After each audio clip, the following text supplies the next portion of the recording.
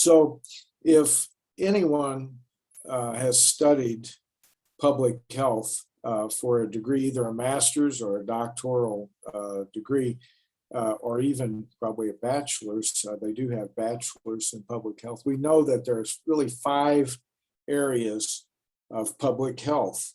They're kind of the tenets of the field of public health. And those include, definitely biostatistics is an important aspect, epidemiology, very important, environmental health, another very important one, and health education, very critical. And then, of course, management of public health. Those are the 5 key areas. And I think that we've touched on every one of those in this program, in the development of this program.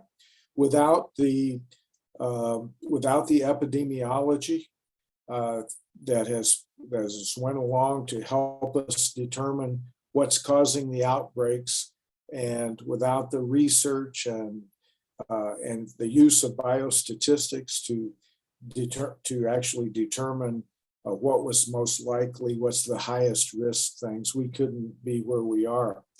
But then, and of course, environmental health is very critical. That's what this whole program, the inspections, both the operational inspections and also construction inspections, because we're essentially preventing public health problems before they happen by building out problems through good construction.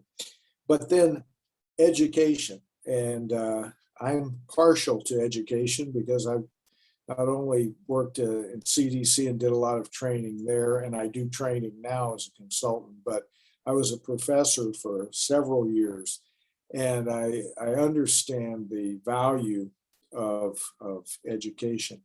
And I believe that education has been so valuable to the progress in ships with the Vessel Sanitation Program.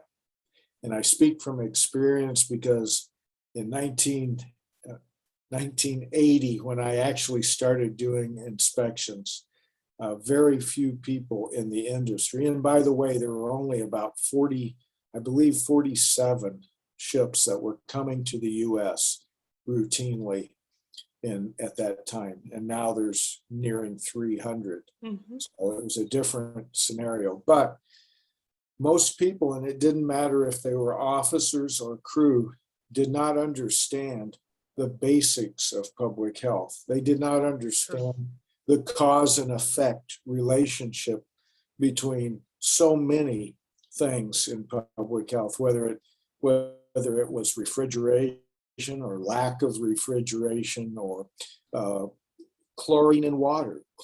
Chlorine levels in water were argued, and today that might sound really, unbelievable, but yet just a whole number of things. And it wasn't because people were illiterate or something like that. It was because they didn't have education in this area in public health.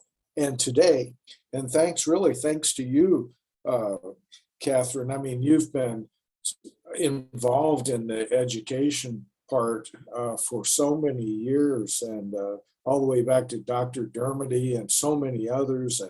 But it's because of that when VSP people go on a ship to do an inspection, they're not meeting with a group of people who have no idea what they're talking about.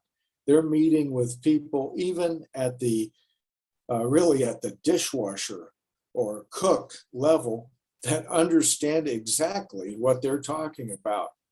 They understand not just what they're talking about, but they understand the reasoning behind why certain things are required. They understand that, and the reason is because of education, and this program that it started with VSP doing 3 or 4 of these training sessions per year.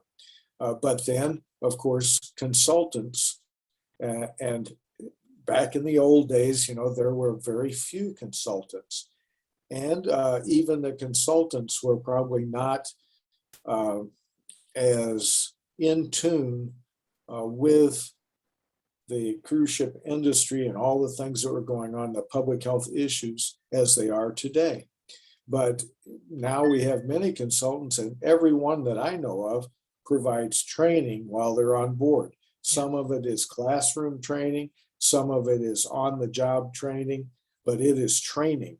And it's helping people not just understand what the problem is and what requirement is trying to prevent that problem, but to help them understand the reasoning, the public health reasoning that goes in. Well, why does this problem cause, or why does this issue cause this problem? Why does this deficiency count 5 points while another one counts 1 point?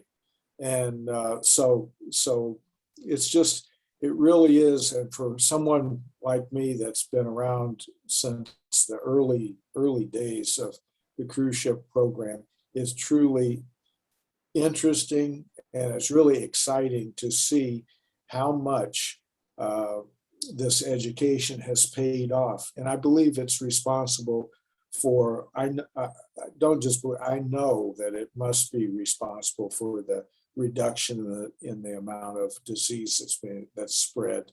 We can look at bacterial infections, which are really, really low, and even norovirus much better controlled now. That comes from not just doing it, but knowing how to do it and being educated on how to do